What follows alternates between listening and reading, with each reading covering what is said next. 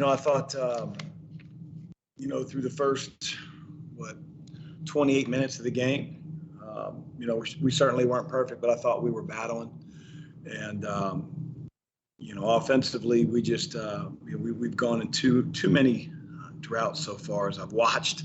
And then I watched in person tonight that we've got to be able to figure out how to get the basketball in the lane efficiently so that we can get to the free throw line, so that we can open up even better looks than we're getting from the 3-point line. And we got to make some layups. We've got to be able to finish in traffic. The physicality that we've talked about, or that's been talked about with our team, has really been about the defensive end. But there's physicality that you have to play with on the offensive end, and we didn't do that tonight. Give Michigan State a lot of credit. They're one of the best defensive teams in the country, and our guys felt that.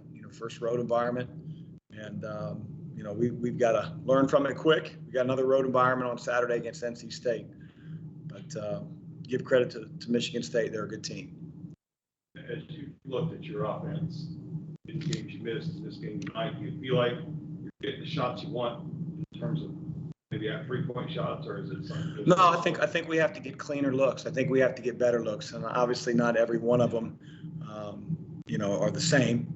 You're going to have some looks where you'll take it, and then you have some looks that because we couldn't execute well enough to get a better shot, we took one that probably a little bit lower percentage.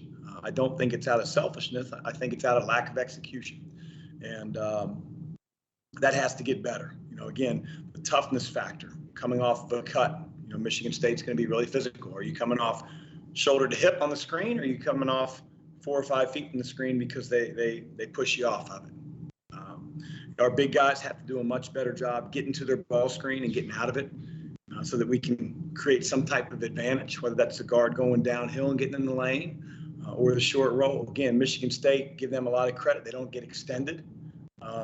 They're a tough nut to crack, but we have to get better with the execution that'll allow us to get better shots. That'll up our percentage and then give us better opportunities to offensive rebound. Times whether it was Dre a little bit and then L, it's like you had some guys who were getting in a little bit in the lane, get past that first line. Did those guys have to create some stuff for other people when those things happen? Well, with Dre, we tried to get him on the blocks a couple times in the first half, and again, it's an understanding that our team has to have. We call 2 specific plays. We post up Dre and we just throw it back to the top without giving him an opportunity to put his defender on his back and get the ball. And I think if Dre gets it down there, there's very few 3 men that are as strong as him. And, L did a great job, last 8-10 minutes of the game of really getting in the lane, certainly shot it well. But we need that when it's a tight game. We need him to make those plays consistently. It's a little bit looser feeling when you're up, when you're down 17 points, getting in there and sort of making things happen. He's got a burst to him. He can score it. Hopefully this game gives him confidence, but we need him when he gets in the lane and nothing's there, not to charge over guys, to be stronger with the ball. And he will. He's 7 games into his college career at this level. Obviously, they shot the ball really well. Was that their shooting? Did you guys leave some stuff? Did you leave them open? What do you think about the shots they were getting? I mean, one of the guys we really wanted to key on was Gabe Brown. He's just a terrific catch and shoot guy. And I think, one time we left him in transition. And, they had a couple guys that hit some threes that quite honestly hadn't really shown that in the preseason. Pierre Brooks comes off the bench and, he wasn't even playing.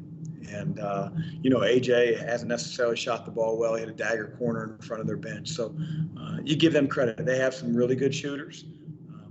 I told our team, we have to learn from the way they execute. They have a mission on the offensive end. They're tough. I know they, again, turned the ball over an amazing amount of times, but they also, for the most part, when they didn't turn it over, got the shot they wanted. We've got to learn that. Today, I don't think any of your players probably have been in a hostile environment like that in probably 22 months. Yeah. Figure out. It has to feel good and bad, we'll be on the woods again. I mean, it's as good of an environment as I've coached in. I mean, it's just, you add the fact that teams and programs haven't been in full arenas in however many months it's been, Eric, and then you add in Michigan State with Izzo, is well known, and it's a tough place to play. And I thought again, probably about the 12-minute mark on, for about 5 or 6 minutes, we weren't very good, and we got to learn from the environment, not getting rattled, and be able to get good shots and not let it go the way that it did. Will. Good place to come back, I guess, your first game. But, Yeah. That's, obviously, I'm sure it's good for you to be out there. You just like to see them execute better. Yeah, we knew it was a challenge. We knew coming up here, Louisville hadn't won the history of our program here, and there's a reason for it. Those guys in green are really good, and we didn't play very well on the offensive end.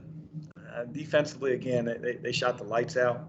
I'll have to go through and, I know there were some times not in transition that we didn't do a good job, and so we got to clean that up. Are they just learning this? Is that it still, or is it just not being?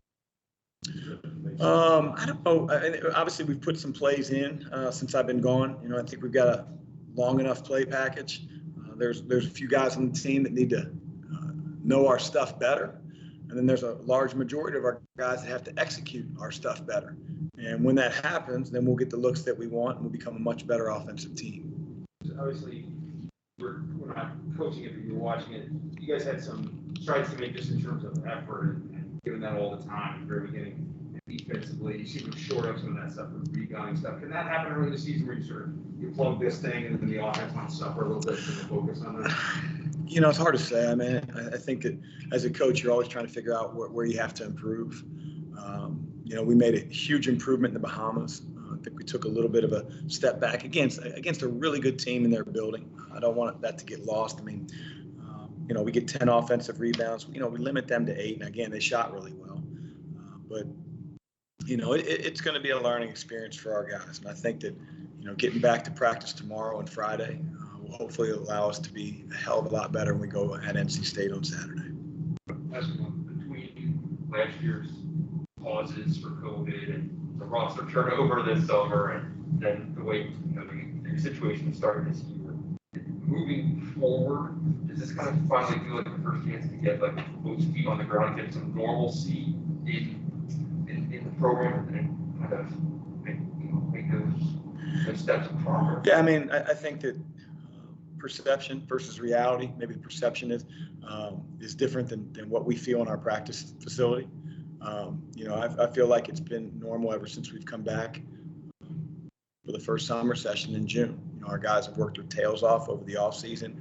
We have a collection of new players. Again, no excuse. We've got to ramp it up because we're in December. But again, it has to be a learned lesson for us, and I suspect it will be. But no, I don't feel like my feet are finally on the ground. No, we've been working. Thank you, Coach. Yep. Thank you, sir.